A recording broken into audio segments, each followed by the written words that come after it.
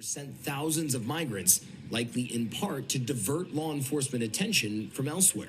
I believe it's a money-making opportunity for those smugglers, and I believe it's a distraction for them to cross other things into the country. Other things like narcotics, fentanyl, bulk cash, weapons, people of interest, whether it be hardened criminals, gang members, convicted sexual predators. Welcome to Male Reality Lessons, where topics are reviewed and discussed as iron sharpens iron.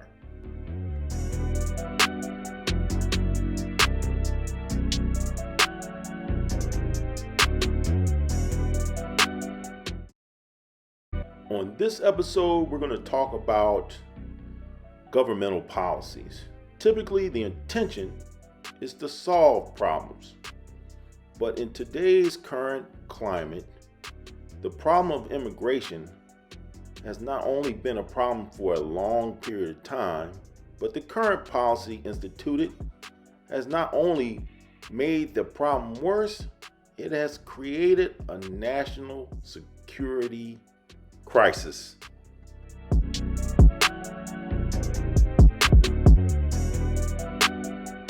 Three young men and a teen facing a Cook County judge this afternoon. The four suspects are accused of assaulting and robbing a person on a CTA train Saturday. But in court today, new details emerging. The suspects described as Venezuelan migrants.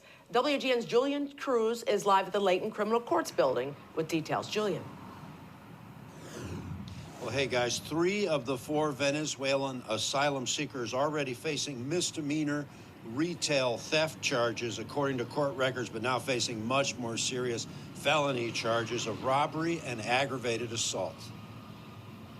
Based on details released in circuit court today, the 4 suspects identified to be asylum seekers. All 4 individuals facing the same set of criminal charges, 1 felony count of robbery and aggravated battery by strangulation. The suspects are identified as 20-year-old Carlos Carreño, 18-year-old Yanir Guasmacare Garcia, 21-year-old Wilker Gutierrez Sierra, and 22-year-old Fernando Loyo Rodriguez. Chicago police arresting the 4 men Saturday night on the 2000 block of South Pulaski Road. Investigators say the suspects battered a 49-year-old CTA rider as he was on board a CTA train near the 2000 block of South Costner Avenue. To make matters worse for the suspects, today's judge calling the robbery an act of violence. The 49-year-old victim strangled by one of the migrants, according to investigators. The victim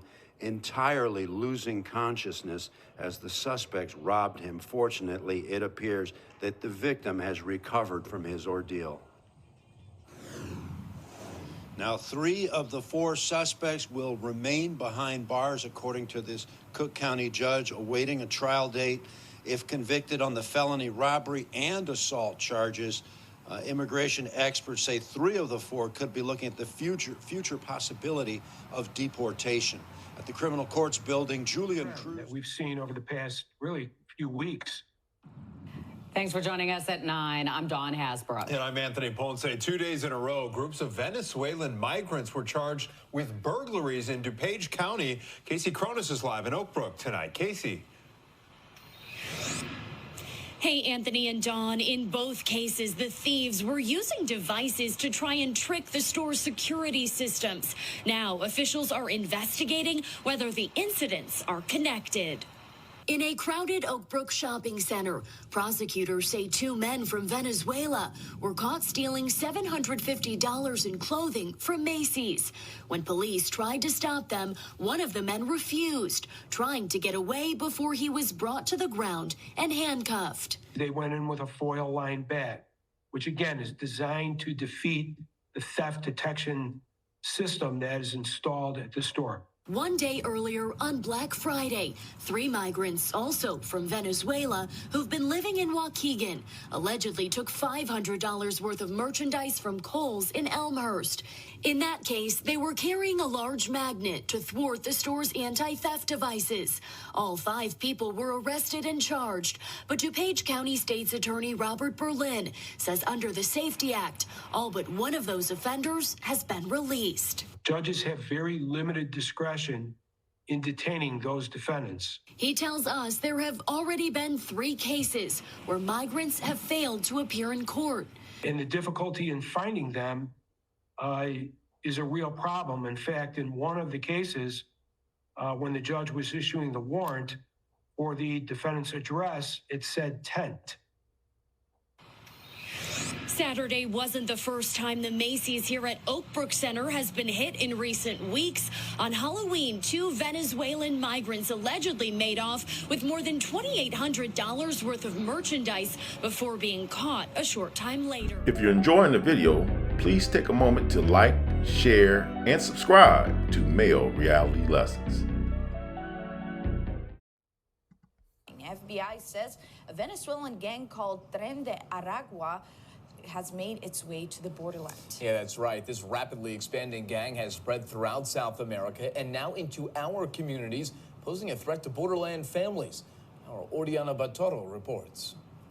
The fastest growing transnational criminal organization known as the Tren de Aragua is a Venezuelan gang that has now infiltrated its way into the United States through various sectors of the U.S.-Mexico border.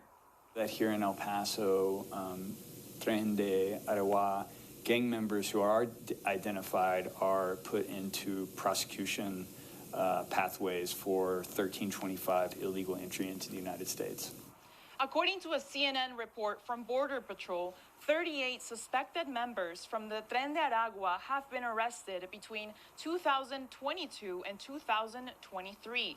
When they come to a new place, they do it oftentimes through immigrant pathways, taking advantage of people from within their own community. Tren de Aragua is taking advantage of the mass Venezuelan exodus to make their way into the country, and now they are ramping up crime in U.S. cities like Miami and Chicago. They typically operate mostly on migrant smuggling and human trafficking. Those are their 2 big criminal enterprises. But why exactly are they a threat to the borderland? They also use forms of extortion by going to local businesses that are owned by these migrant communities. And if they don't pay a tax, they extort that money from them. This can bring an increase in crime into our community, including human smuggling and sex trafficking. And so the same thing what's happening in South America is now going to start happening here in the United States amongst these Venezuelan communities in the U.S.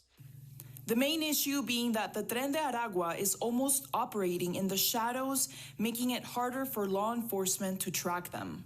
We have no idea on who they are because we don't have their criminal records from Venezuela. And a lot of times they also, because they operate with impunity inside of Venezuela, the only other way that would be able to do it is if they had a criminal record either in Colombia or Peru.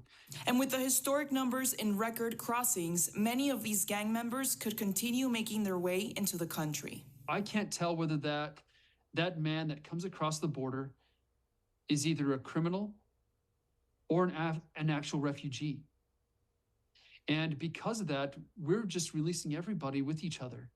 We did reach out to Border Patrol agents to see if they could disclose any information regarding the Tren de Aragua, but since this is an ongoing investigation, there's not much that they can share with us at this time. Reporting from the U.S.-Mexico border, Oriana Botaro, KTSM 9. We begin in the ABC 7 Alert Center with breaking news and a warning. You may find the details of this story disturbing. A woman accused in Mexico of several murders and body dismemberments, even removing victims' hearts, is arrested in El Paso. And within the last 10 minutes, ABC 7 obtained this arrest photo. She is Michelle Angelica Pineda, also known as La Cheli. She was wanted for 5 murders in Juarez. She's also suspected of being involved in several other killings. Investigators say she crossed illegally into the U.S.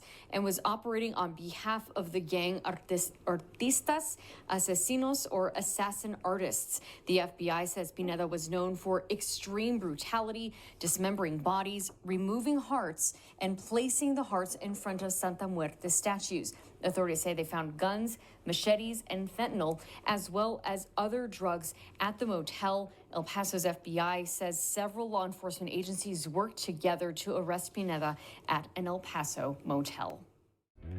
I will say the following. It is not a inhumane act to understand that you need to have some serious restraints and parameters when allowing people into your country. It has historically been found that when we have policies or a lack of policies in place, we get other countries' dregs of society. We've had history of people unloading all their prisoners. We've had history of people unloading their mental patients, and as well as those nation state actors that want to do harm to the country, sending over military, intel, spies, and sleeper cells. I'm not alarmist, but the facts are the facts. And when you're talking about gangs and other entities that come to cause nothing but chaos and destruction, and we have police forces and other entities that are already strapped or underfunded or undermanned, it can create nothing but a community of chaos. So it is time for a change, and this being an election season, the power of vote is very important. I implore you to make a change at the polls. But I want to hear from you in the comments section. Tell me how you feel about this subject and what are your takes on how to address it. Lastly, I want to thank you for watching. Please subscribe to Male Reality Lessons and have a good day.